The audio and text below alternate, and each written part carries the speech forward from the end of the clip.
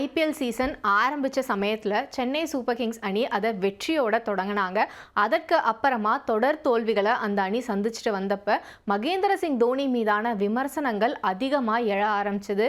அவர் எதுக்காக இன்னும் விளையாடுறாரு, அவருக்கு வயசாயிடுச்சு, ரிட்டைர்மெண்ட்டை அனௌன்ஸ் பண்ணிடலாமே, அவரால் டீமில் நிறைய கொலாப்சஸ் ஏற்படுது இப்படின்லாம் நிறைய சொல்லிட்டு இருந்தாங்க. அதுக்கப்புறமா பார்த்தோம் அப்படின்னா அவ்வளோதான், பிளே ஆஃப்க்கு சிஎஸ்கே போக மாட்டாங்க அப்படிங்கிறது ஏறக்குறைய உறுதியான சமயத்தில் தோனி மீதான விமர்சனங்களும் ஓரளவுக்கு குறைய ஆரம்பிச்சிருந்தது. ஆனால் இப்போ மறுபடியும் தோனி மீதான விமர்சனங்கள் அப்படிங்கிறது எழ ஆரம்பிச்சிருக்கு. இதற்கு மிக முக்கியமான காரணம் என்ன அப்படின்னு பார்த்தோம்னா, சென்னை சூப்பர் கிங்ஸ் அணி ஐபிஎல் வரலாற்றிலேயே முன்னெப்போதும் இல்லாத வகையில் டேபிளில் 10வது இடத்துல இருக்காங்க. இந்த தொடரை அவங்க அதே 10வது இடத்துல முடிக்கிறதுக்கான வாய்ப்புகள் தான் அதிகமாகவும் இருக்கு. இதுதான் தோனி மீதான விமர்சனத்திற்கு மிக முக்கிய காரணமாக பார்க்கப்படுது. ஏன்னா மகேந்திர சிங் தோனி நல்லா பெர்ஃபார்ம் பண்ணியிருந்தார்னா நிறைய போட்டிகள் சிஎஸ்கே ஜெயிச்சிருக்கிறதுக்கான வாய்ப்புகள் இருக்கு அப்படின்னு சொல்றாங்க. அதுவும் தோனியை யாரெல்லாம் சப்போர்ட் பண்ணாங்களோ அவங்களே இப்போ தோனி கண்டிப்பா ரிட்டையர்ட் ஆகணும் அப்படின்னு சொல்லியிருக்காங்க. இதுல இப்போ ரீசெண்டா இணைஞ்சிருக்கிறது யாரு அப்படின்னு பார்த்தோம்னா கிருஷ்ணமாச்சாரி ஸ்ரீகாந்த். இவரை பொறுத்த வரைக்கும் மகேந்திர சிங் தோனிக்கும் இவருக்கும் இடையிலான பாண்ட் ரொம்பவே க்ளோஸான ஒன்றா தான் இருந்திருக்கு. ஏன்னா 2011ஆம் ஆண்டு இந்தியா ஒரு நாள் உலக கோப்பையை ஜெயிச்சாங்க. அதற்கான தேர்வு குழு தலைவராக இருந்தது ஸ்ரீகாந்த் தான். ஸோ இவர் தான் அந்த 15 பேர் கொண்ட பட்டியலை தயாரிச்சாரு. அதுல இருந்தே மகேந்திர சிங் தோனிக்கும் இவருக்குமான நெருக்கம் அப்படிங்கிறது அதிகமாக இருந்திருக்கு. ஒவ்வொரு முறையும் தோனிக்கு சப்போர்ட் பண்ணி மட்டுமே தான் ஸ்ரீகாந்த் பேசுவார்.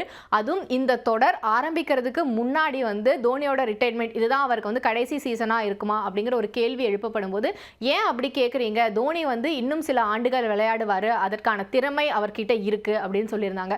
ஆனால் இப்போ சிஎஸ்கே 13 போட்டிகளை முடிச்சிட்டாங்க. இன்னும் ஒரே ஒரு போட்டி மட்டும்தான் இருக்கு, குஜராத்துக்கு எதிராக. ஸோ இந்த சூழலில் அவர் என்ன சொல்லியிருக்காரு அப்படின்னா, தோனி கண்டிப்பாக ரிட்டையர்ட் ஆயே ஆகணும். அவர் ரிட்டையர்மெண்ட்டை அனௌன்ஸ் பண்ணால் மட்டும்தான் டீமில் நிறைய புது வீரர்களுக்கு வாய்ப்பு கிடைக்கும் அப்படின்னு சொல்லியிருக்காரு. அது மட்டும் இல்லாமல் சில கடுமையான விமர்சனங்களையும் தோனி மேலே முன் வச்சிருக்காரு. அதாவது தோனி என்ன பண்ண போறாரு அப்படிங்கிற கிளாரிட்டியை அவர் கொடுத்தே ஆகணும். விக்கெட் கீப்பராக இருக்க போறாரா, டீமோட கேப்டனாக இருக்க போறாரா, இல்லை ஃபினிஷர் ரோல் பிளே பண்ண போறாரா, இல்லை இம்பாக்ட் பிளேயராக வர போறாரா, என்ன தான் பண்ண போறாரு, அவரோட ரோல் என்ன டீமில் அப்படிங்கிறத முதல்ல கிளாரிஃபை பண்ணால் மட்டும்தான் சிஎஸ்கேனால அடுத்த சீசன்லயாவது உருப்படியாக பெர்ஃபார்ம் பண்ண முடியும் அப்படிங்கிற மாதிரி ஒரு காட்டமான விமர்சனத்தை முன் வச்சிருக்காரு.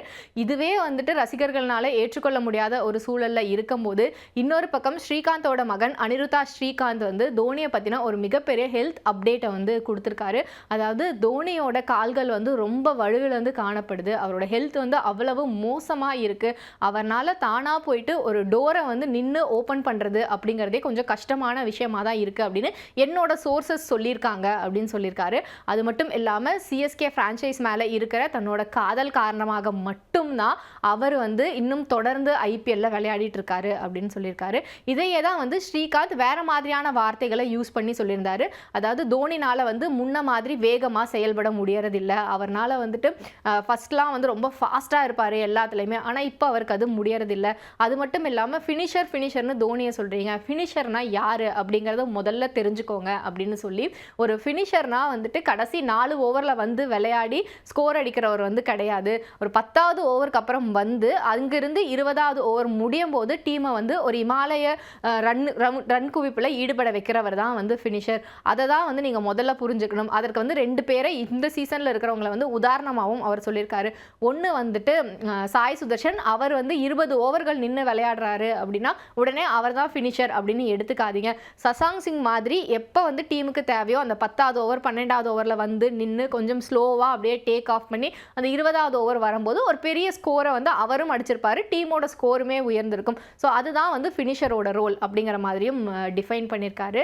இது எல்லாம் ஒரு பக்கம் இருந்தாலும் அந்த தோனியோட அந்த ஹெல்த் அப்டேட் அப்படிங்கிறதான் ரசிகர்களுக்கு கொஞ்சம் மனவேதனையை தரக்கூடியதாக இருக்குது. ஏன்னா ஒன் லாஸ்ட் டைம் அப்படின்னு தோனி ஒரு தடவை சொன்னார். அதுக்கப்புறம் இப்போ இல்லைன்னா எப்போ அப்படிங்கிற ஒரு கோட்ஸோட களமிறங்கினார். ஸோ இதுக்கப்புறம் தோனியோட எதிர்காலம் என்னவாக இருக்கும்? இவ்வளவு ஹெல்த் இஷ்யூஸ்க்கு நடுவுலையும் தன்னோட ரசிகர்களுக்காகவும் தான் சார்ந்த ஃப்ரான்ச்சைஸ்க்காகவும் அவர் கிரிக்கெட் விளையாடுறதை கண்டினியூ பண்ணணுமா, இல்லை தன்னோட ஹெல்த்தில் கான்சென்ட்ரேட் பண்ணணுமா அப்படிங்கிற விவாதங்கள் இப்போ எழ ஆரம்பிச்சிருக்கு.